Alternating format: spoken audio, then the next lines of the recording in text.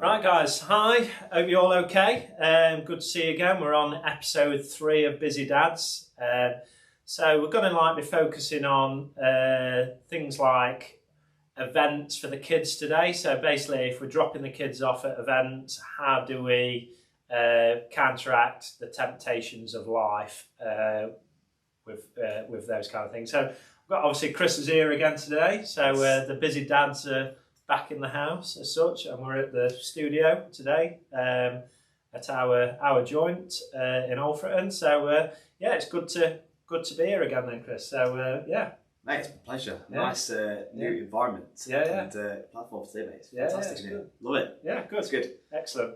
So yeah, so we'll go on to one of the questions that someone sent us. So the questions were, so for example, if we are at an event like gymnastics or swimming or galas, all that kind of stuff, how do we kind of counteract the temptation at 8 o'clock at night when I'm really hungry, I want a chocolate bar, I want, I don't know, a can of Coke? How do I stop myself from getting that? Yeah, 100%. And I think this is something that I can definitely personally relate to, and especially as my kids have got older, they are attending more events, clubs, etc. So swimming, guides, gymnastics, dance lessons. You know, so you do feel like you spend a lot of time, obviously, at these various different clubs, and often not sometimes. They don't always require you to be actually present within that. I know that when we take Imogen to dancing, often it's kind of drop off, but it's only a half an hour sort of lesson, so therefore it's kind of never worth them going home, is it? It's a case of just sit in the car, etc. So what would you do? I think this is it. Like, I think we've got to look at. I guess it's an opportunity to make that time as productive as possible. So it might be for some people catching up on work, might be catching up on emails, and doing other things, but also, I think, like you mentioned just in the little chat we had previously, that you had one of your clients actually do exactly the same and utilise that time to train but for himself within that time. So I think this is great, because I think the great thing about that, if you can make that time when they're doing a club is your training time, it removes that kind of dad guilt, and you're not sacrificing the family time to focus on your own training as well, which is obviously quite important. Yeah. So for example, like that could be, so we've put a class on at kind of 6:30 in the evening. So one of the dads that comes to our place, I'll not name names, he knows who he is, basically drops his lad off at an event like a martial arts event, let's say, and then he basically comes and does a spin class for half an hour. And then he feels good about himself, and he's obviously done something positive for him and for his young lad as well in the same time period. So so that's kind of probably a way to counteract the temptation of like, oh, I'll just nip to the vending machine and go chocolate bar. Use that half an hour if there's something nearby, either one of Chris's sessions or. Don't matter, go for a walk. I mean, we were on about this one. If you want to go for a walk, go for a walk. Get some steps in. I know I've got a client that's the exact same. So I know his daughter often swims on a quite a frequent basis across the course of the week, and you often utilise that time to actually go for a walk around a local area, or local park.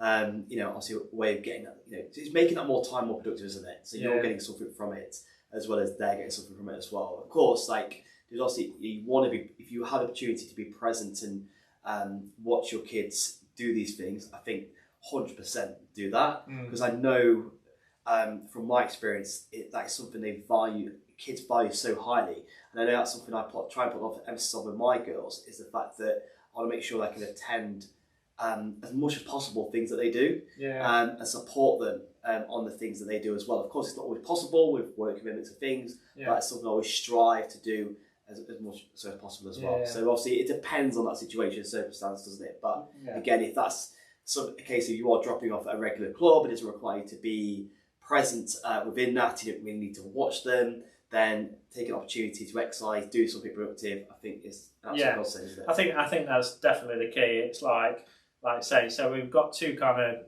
options that we've talked about. Is like I say, you could catch up with work. I mean, that's one. But again, maybe a little bit the temptation might be there. Sat in the car, or I'll have some Haribos. So that might not be for everyone, but at the same time, you've got what you could say, book it in. So you say to yourself, right, I'm dropping little Jimmy off to martial arts, right? In that calendar, on your phone or in your diary, whatever, right, that time I'm going for a half an hour walk, or I'm going to a half an hour spin class, or I'm going to go to the gym for half an hour, whatever it may be, book it in. I think we've talked about this, about kind of, especially with food as well, is slotting, making sure you've got times where you're eating. Scheduling. I think what we're looking at is essentially habit stacking. So, you've got obviously a habit of, taking your child to a certain event or a club. Yeah. Then it's about, okay, so you're then stacking your time or exercise time within that or on top of that, and it's that, when we are parents, often one of the biggest things we come up against is time. Yeah.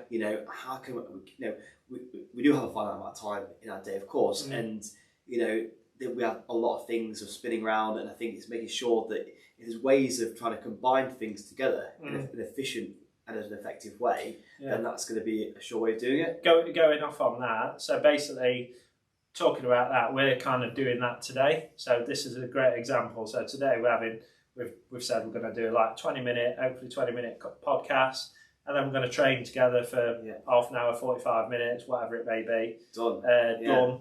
And we're not feeling like we're missing out on, like say our kids are one's at nursery and so on. So it just combines it, so you don't kind of feel like, oh, I'm missing out on anything, I suppose. Yeah, I think that's the point. I know that we had a conversation just prior to the podcast, is that I know with myself training for the marathon at the moment, it has been quite consuming, and it is impacting somewhat on, and you do have to sacrifice a certain element of family time, with that. But for me, it's kind of making sure that is only for a shorter period of time, knowing that obviously after that I can start to kind of accrue that back moving forward. But for me, from a training perspective, I always make sure that I can do as much of my training so it doesn't impact on my time with the kids as much as possible. There are times when it has to, but for the majority of the time I'm very aware and very conscious that I need to make sure that obviously I'm there to spend time with them as well, because that's something I value incredibly high, isn't it? Right, I think so. The other question that we've kind of talked about is, or someone's mentioned to us, was about habits at home. So, for example, like the kids will have snacks, which is fine. We're not saying don't have snacks or anything like that. So, whatever, penguin bar or whatever's in the house, or a biscuit. But basically, how do we kind of not get tempted into that ourselves, as well as kind of teaching the kids like a good habit? So we've talked about it. You expand on that, Chris. I think we're going to chat about how kids mirror kind of what we do in regards to our habits and obviously our routines ultimately. And I think you kind of went more into the fact that through different ages, they'll go through different phases, which require us to be slightly sort of different. Do you want to elaborate on that first? We could swing it back. So I looked at something the other day, and it was quite interesting. It was saying that there's different stages of obviously children's lives that you could focus kind of between 1 and 5. You are kind of the discipline for the kid. So whatever that may be, right? This is what you should do, you shouldn't do, and so on. Between 5 and 10 is more kind of about coaching. So coaching the kid through different things, teaching them good habits, being more kind of positive reinforcement on things, as well as discipline. I'm not saying it's like majors. And then onwards from that is kind of like you become more friendly with them in the teenage years, or a shoulder to cry on, and so on. So they were saying there's like phases, but the interesting thing that was interesting for me was basically it was saying between 1 and 5, don't become their friend. So it was saying you are the time where you've got to teach them right and wrong, not to befriend them. And that was quite interesting for me. It was saying like, so again, about giving them good habits. So that's quite hard as that, isn't it? Because I think for me, I know from my experience, it's you kind of want to. Sometimes you want to go into that kind of friend mode. You know, you want to be the fun dad. Sometimes, you know, it's often the kind of mother can lead the way in terms of the parenting. Yeah. Initially, you know, I've had to learn this, you know, along the hard way actually over time, and I often find that Gemma sometimes she's like, stop being the fun one, like literally bearing. Do you know what I mean? Like if she's done wrong, then you need to she needs to understand that she can't do that. Do you know what I mean? And actually making sure that she can differentiate that. Otherwise, you've got it creates a lot of confusion and distortion, and that's in where their kind of development, doesn't it? You know? Yeah, and that's where, as parents, that's where you back each other up as a team. Which we're on that. We're not saying not that communication. Yeah. But I think it was saying, so if you have got smaller kids or younger kids between, say, 1 and 5, this is only a bracket. It's not like, oh, well, my kid's 6, or that's how it should be. But it's saying, like, between those ages. So, for example, food-wise, it was saying, we've kind of said, monkey sees, monkey does, isn't it? Do you know what I mean? Like, so it's not saying that your kids are monkeys at all. It's just saying, literally, at that age, they will, like, copy you. So if you're eating 10 bag of crisps at home or 10 chocolate bars in one go, they're going to go, well, mummy and daddy do that. They think it's okay. They think it's okay. So it's about that. It's saying, like, look, at certain times, right, as a reward, if they've done something good, right, yeah, you can have one biscuit, or this is why you've earned this. I'm not saying use it as but you'd give them one. But if they're seeing you just scoff down, I don't know, a dairy milk bar without kind of breathing, then they know. Yeah, I sort of think we lead from example on this, don't we? And you know, often that, you know, there's obviously a lot of kids will tend to find that they either mirror the kind of habits that we establish ourselves or kind of go for ourselves, but also it's what their peers and friends do have a huge influence on their own eating habits and you know, sort of their relationship that they are building with food as well. But it's like I say, it's quite a complex topic, isn't it? There's a lot to kind of delve into in respect to that. I don't think there's any perfect answer. No. But I believe that the best we can, all we can do is the best we can with what we know. Yeah. And I think as long as we can focus on trying to lead in terms of bettering ourselves with our relationships and our habits around sort of food and nutrition, then we're giving our children a really good fighting chance, because there are so many external influences that do impact their decision making, for example, like the media and stuff like that, and friends. So all we can do is the best we can, I guess, at this moment in time. So I think in conclusion with it, the two things that we kind of say maybe work on a little bit is the habits when you drop the kids off to an event.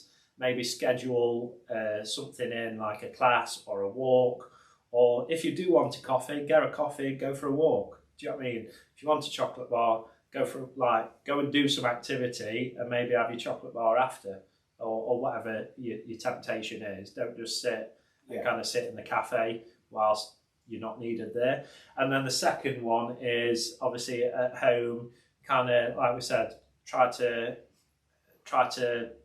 work at those points with the kids. So between 1 and 5, do you know what I mean? You're teaching them discipline. So if you've got between a 1 and 5-year-old, look, they're going to copy what you do. So basically, you've got to just be wary of kind of eating too many kind of rubbishy things, not rubbishy things, but things that are not great for them in front of them. So, yeah. I think the thing is, just have to kind of, I definitely echo what you said. I think just to kind of elaborate on that further, I think one of the biggest, hardest things we face now is, like, for a lot of us, we don't always have or spend that time cooking like we used to, or do we eat at a sort of regular time as we used to. I think when we were brought up, our routine was we had breakfast at, you know, sort of 7:30, 8, and lunch at 12. It was always dinner at 5. But the way our lives look nowadays, with all the various different things we've got going on, it's often sometimes we know that Imogen will have her dinner at sort of 5:30. Me and Joe aren't having our tea till 7:30, 8 o'clock. And it's hard because, like, in an ideal world, we'd all love to sit at the table every single mealtime, bar the day, and actually have that breakfast around the table, have that dinner around the table, and that has become a lot harder. Therefore, it's hard to develop them routines. You know, I think obviously this is the whole thing with our jobs.